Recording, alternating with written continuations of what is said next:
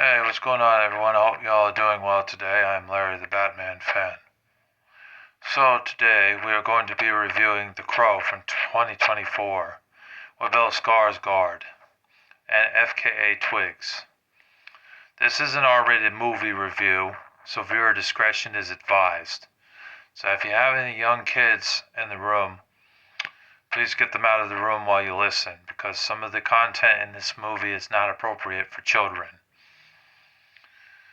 This is a comic book style movie, and it's a reimagination, I believe, of what The Crow was from back in 1994, and that ended up being the best Crow film out of other characters such as Eric Furlong, Eric Mabus, and Vincent Perez, who also played the Crow. But those movies were not well received. I think the one with Vincent Perez is okay. The one with Eric Mabus is okay too, but it doesn't have enough action in it. It really doesn't. But they were certainly better than that bullshit, The Crow Wicked Prayer, which is a terrible, terrible, terrible movie. And so Bill Skarsgård, after so long of them trying to find someone to get The Crow together and make another movie, they were never able to get it off the ground. The movies have been scrapped for many years because they've just been garbage.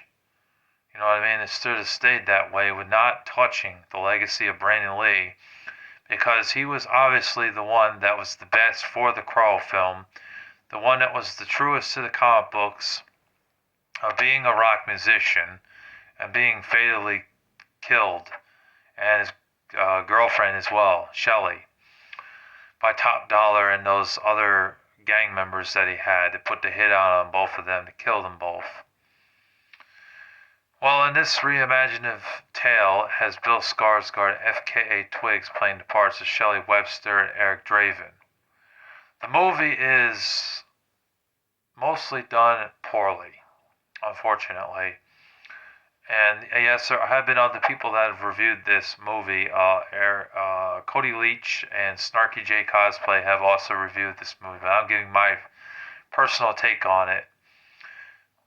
This movie stinks. This movie is definitely not more than a 3 out of 10. The reason I give it a 3 out of 10, a little bit higher than I think Snarky J, she gave it, I think, a 2 out of 10. I give it a 3. Because at least the afterlife, there's a scene where he ends up in the afterlife. The atmosphere of the afterlife in that part of the film I thought was actually pretty good. I mean, that made sense. Like, he died, he's somewhere in the afterlife. Here's the voice of God speaking to him. Shelley's dead. She didn't come back, but he came back to life, you know. It's like all this turmoil, just everything that he had just went down the toilet, you know, lost everything. And he came back to life and he wanted revenge on the death of himself and his girlfriend. And he gets that revenge. The afterlife scene was actually pretty interesting, and I thought that was a nice touch. It looked gorgeous looking. Even though it was done in a dark style, that part of the movie I thought was well. But all this pussyfooting around of him going from this person to that person to the other person just to try and find out who killed him and his girlfriend and who put the hit out on the two of them just takes so damn long. And you get to the part where you're just sitting watching this movie and you're bored. You're like, man, this is so boring. Where's the shooting in this movie? Where's the action? Doesn't happen until about the last 20 minutes of the movie, or the last 25 minutes of the movie. And for that reason, it really brings this movie down. This movie could have been so much better. You know, when did the Crow have tattoos on his body? I don't get that. That didn't make sense. Old Brandon Lee didn't have that on him. Just a vest, a cool vest and everything. Well, I don't know what that was all about. I know he had the painted face because he was trying to cover up who he really was, so that makes sense with the the black lines up here and down there, between his eyes. Yeah, that makes sense. But just there's just so much of him going from this place to that place, trying to find that person, and he doesn't find that person for a long time. And then when he finally does find out who the bad guy was that put the hit out on both of them, he starts messing them up until he gets to the ringleader. That part of the movie towards the end, where it shows him walking up the stairs and he's being shot at, and he has to like reassemble his legs and put his heart back into his chest. And there's another scene where he's being stabbed by a guy and he pulls out the sword and he slaughters that guy and he heals up. That was actually pretty good. That part is also pretty good.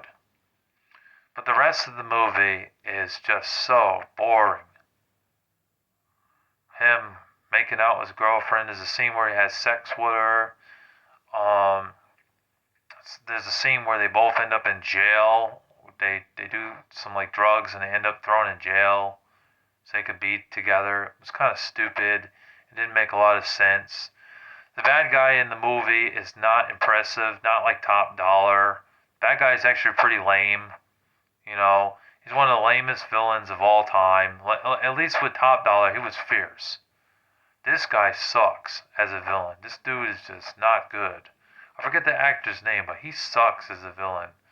Kind of like the Jared Leto of The Crow, because Jared Leto sucked as a Joker. Well, in this case, this guy sucks. Alright, he cannot act as a villain very well, and I don't believe that he was very believable either. That lady that he kind of has a relationship with, she was pretty pathetic too. Honestly, this movie is a dud. This movie sucks.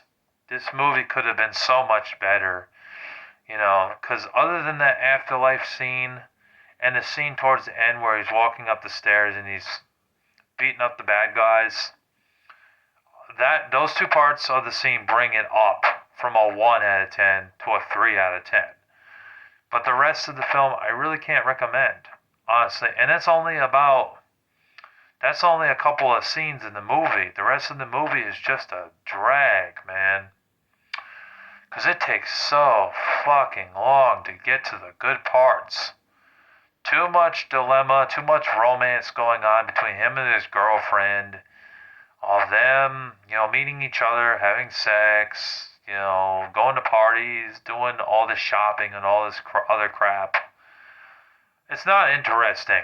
This is supposed to be an action superhero movie, not a romance comedy. Come on, man. Come on. This is pathetic.